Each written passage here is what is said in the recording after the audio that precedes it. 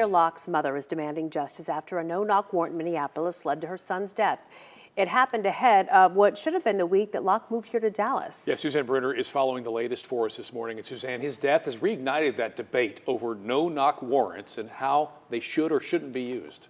Yeah, guys, so Amir Locke was supposed to move to Dallas this week, and his father said his son would still be alive today if Minnesota state lawmakers passed a full ban on no-knock warrants last year. Here you see Amir's parents at the state capitol in Minnesota yesterday, and they're calling for that ban. You remember last week when Minnesota police, Minneapolis police that is, they shot and killed Locke during a no-knock warrant. This was a warrant that didn't have his name on it. Here you're seeing body cam video that shows Locke sleeping on the couch when an officer fired at least 3 shots.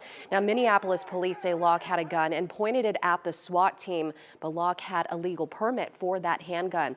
Now, WFAA spoke with his mother, Karen Wells, and you also see her with attorney Ben Crump by her side. Karen tells us she was ready to see her son and started mapping out his goals to do music and start a clothing line in Dallas. He did tell us both. He was like, I'm going to get ready to come back to Dallas. He had no criminal history. He was innocent. We should have learned the lesson from Breonna Taylor.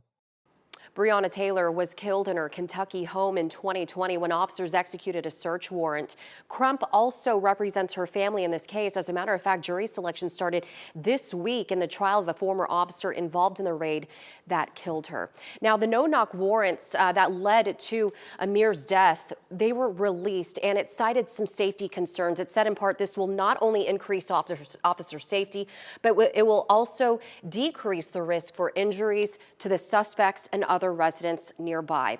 Now, the city of Minneapolis has placed a moratorium on no-knock warrants as they review its policy.